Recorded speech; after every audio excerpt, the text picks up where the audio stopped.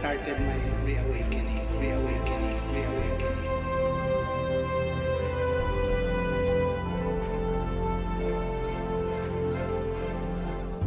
Yung first quarter storm.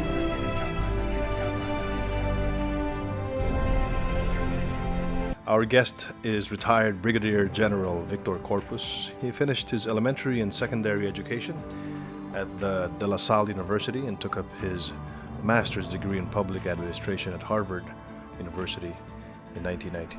He also graduated at the Philippine Military Academy in 1967.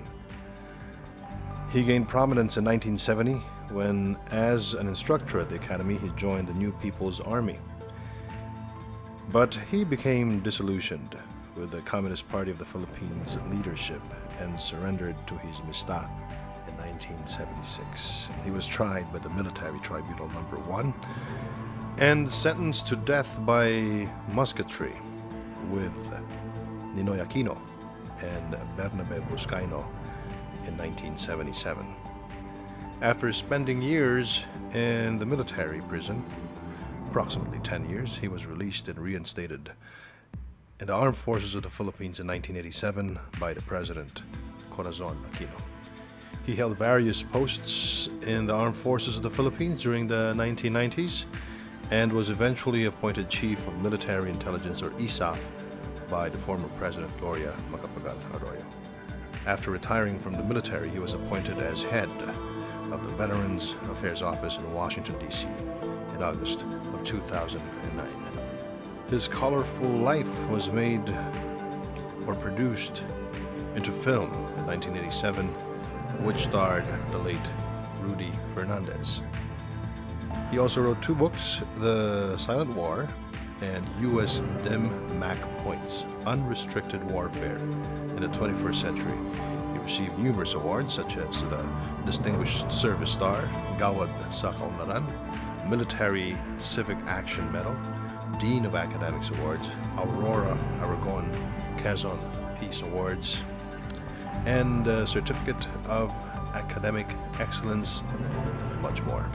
Without further ado, General Victor Corpus. Thank you so much for accepting our invite to be interviewed and documented.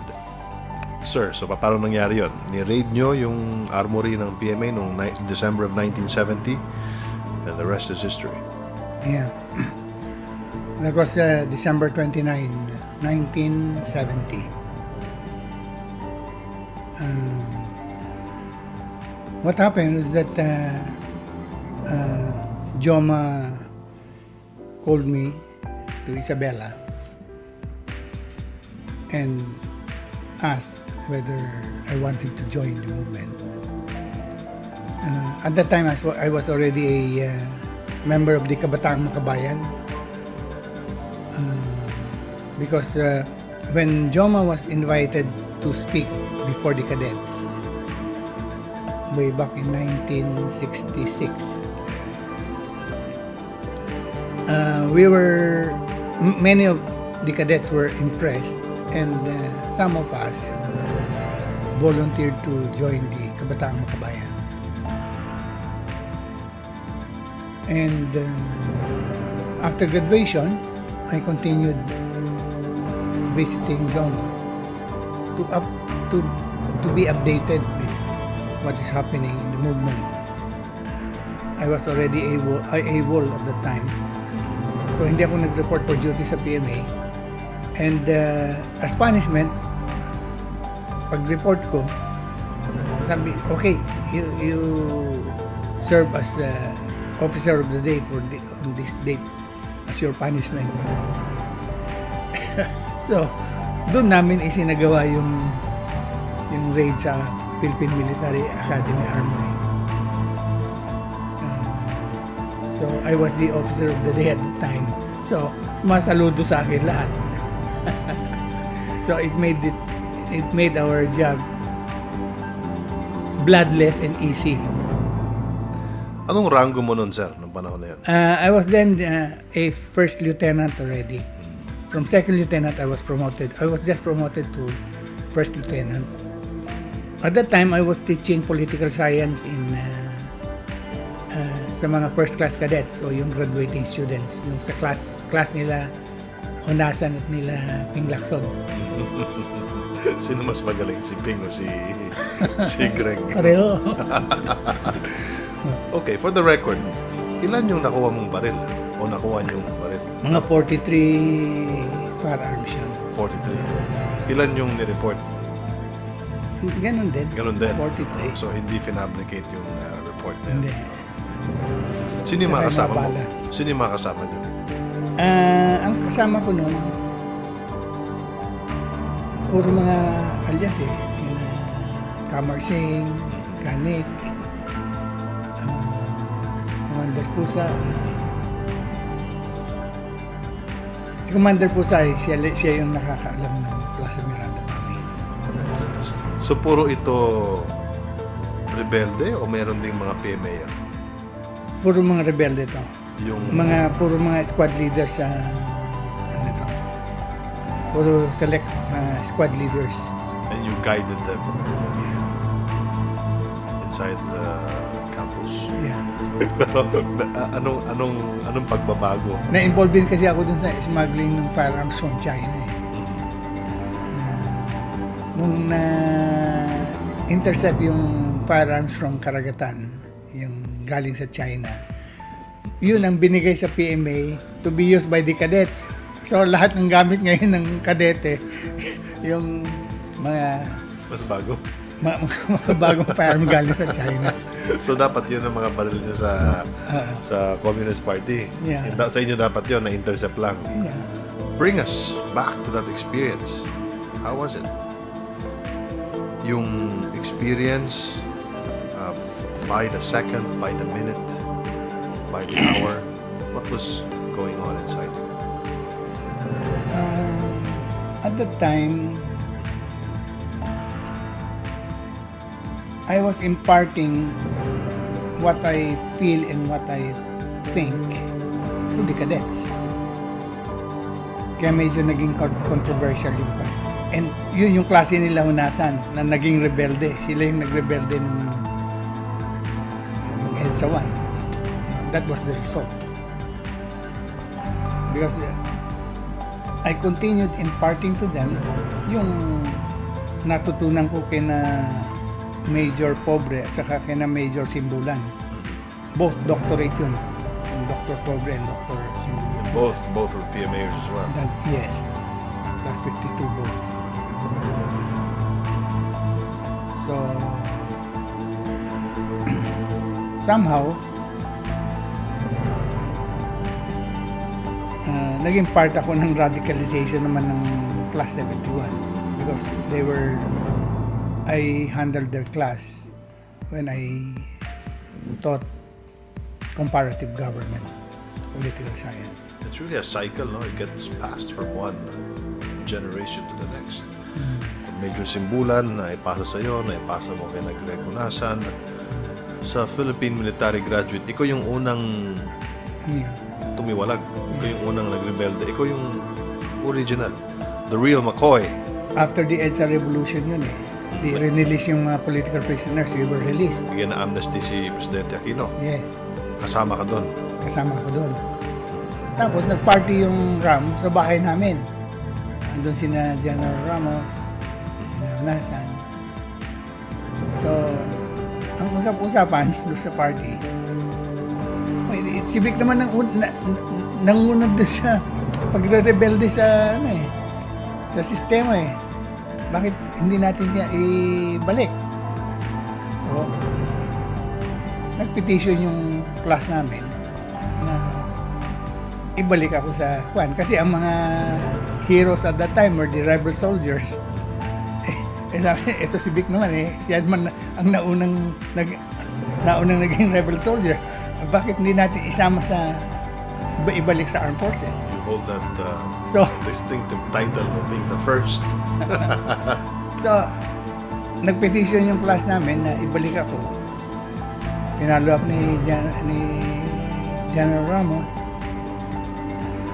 Inaprubahan ni Cory. So, I was back to the service. From 1970 to 76, kumusta yung buhay bilang isang rebelde? Well, exciting, mahirap. Nabanggit nyo kanina na you were, well, disillusioned by the entire system that you thought was designed to work for the narrow interest of the few rich people who controlled our economy and our government. Kaya kayo lumabas sa serbisyo at umanib kayo sa NPA. Nung nasa loob na kayo within those 6 years, because there was a time that you actually gave up the fight and you surrendered to your mista. What led to that? Maraming mga incidents yung nangyari that led to the eventual leaving of the movement. Ang unahing dahilan ay yung Plaza Miranda bombing. Gusto kong ilabas yung mga criticism ko at that time. And one of them is the Plaza Miranda bombing. Yung isang immediate kung bakit ako umalis. I was leading a group of armed men to open up a new base area in the boundary of Aurora, Quirino, and Nueva Vizcaya, Nueva Ecija, sa boundary na yun, yung tri-boundary o quadruple boundary. Imagine 40 people papakainin mo. Dinugutom na kami. Yun nga, yung 11 days na kaming walang kinain kundi saging. Nyug. So, I wrote a letter to Jomar asking for assistance. Sabi ko, meron kaming 40 katao dito. Magbubukas pa lang kami. Mahirap namang makikain ka sa masa. Nalan ni Jomar si Dante, Commander Dante. Pinabutan ako ng 2,000 pesos. Sabi ko, uy, kasama, sabi ko, 40 kami.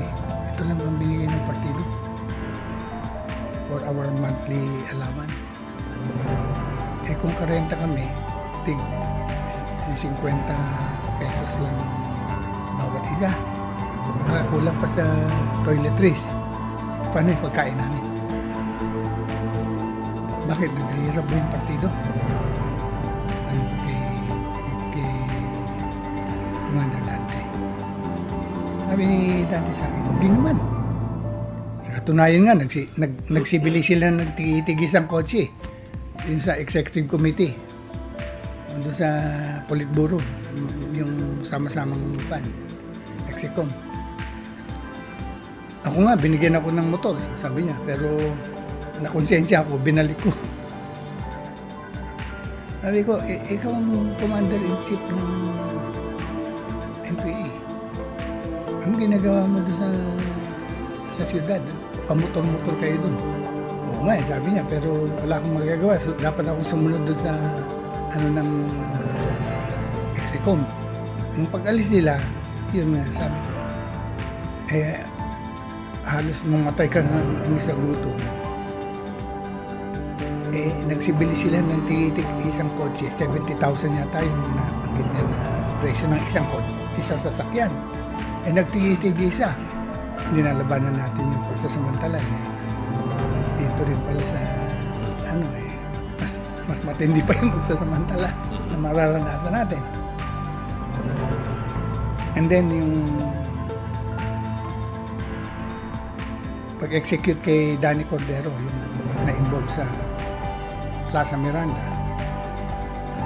Itong mga nasa Kapatagan, sina Danny Cordero, they thought na bakit yung supply lahat pupunta dun sa bundok, sa gubat. Walang naiiwan sa atin. Yung naiwan sa atin, yung mga low class na sigarilyo, lahat ng mga Marlboro pupunta dun sa papasok sa lahat. No? Lahat yung mga dilatang masasarap pupunta dun sa ano. Hindi nila alam na nagkakasya. Hindi naman pwede sabihin sa kanila, oh, may dadating na armas at mag-aano tayo dyan. Maglalagay ng mga food cachet. Akala nila, nagpapasarap kaming mga nasa gubat. So, parang nagkaroon ng rebellion against the leadership. Nag-agitate ngayon to si Danny Cordero. May leadership quality to siyang parang ng leader ng KM sa Caloocan Siya din ang parang pinaka-leader doon sa Plaza Miranda bombing. Nung nagkaroon ng plenum na ganyan, yung isang member ng Central Committee, si Cap Peter, yung si Ruben Guevara, so natunugan niya itong parang pag-aalsa ng mga cadre. Kinonvert niya ngayon itong plenum, regional plenum, into a military tribunal. And Danny Cordero was tried and he was sentenced to death.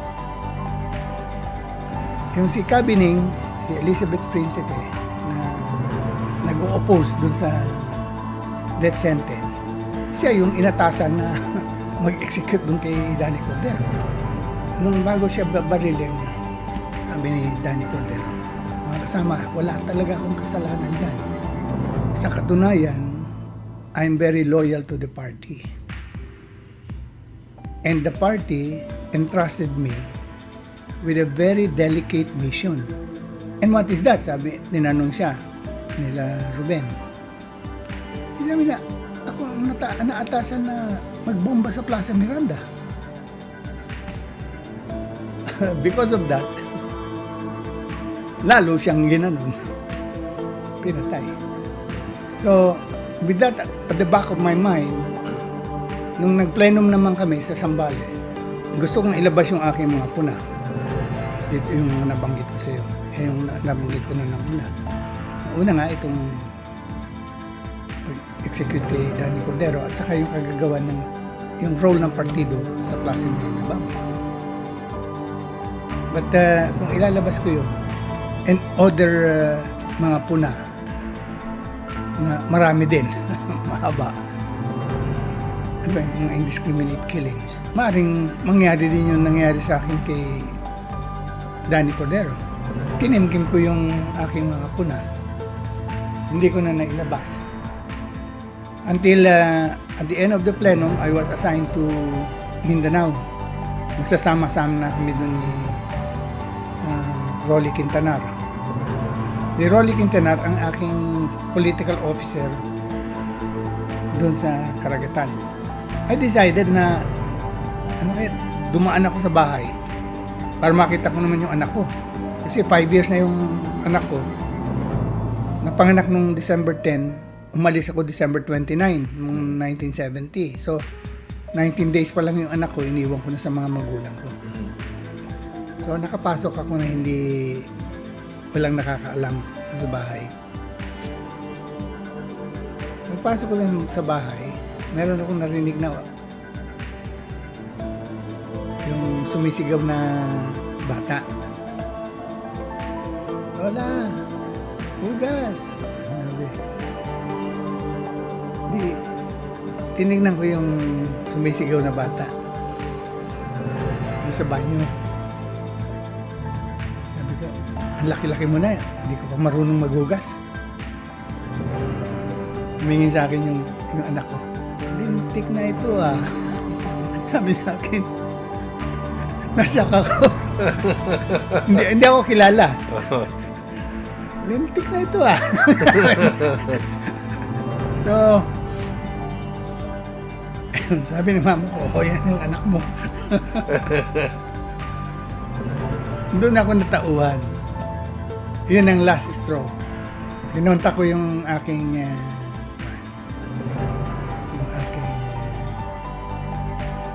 Basta. Sa PMA. Sabi ko na gusto ko nang bumalik. inayos nila hanggang pinagsama kami ng misis ko doon sa kanyang detention center, detention area. Doon nagsama na kami. Nauna For 10 years. Nauna siya ng 3 taon. Nauna siya nahuli. Yeah. Meron akong nakalimutang gusto kong banggitin na istorya. Nung papunta yung grupo namin sa sasalubungin yung mga armas from Jones Isabela to dun sa Pacific coast ng Isabela sa Digoyo.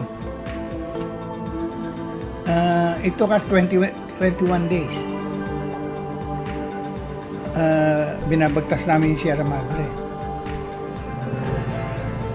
At that time, ang aking inassign sa akin na political officer was Rolly Quintanar. Naging head ito ng New People's Army. Siyang pumalit kay Dante.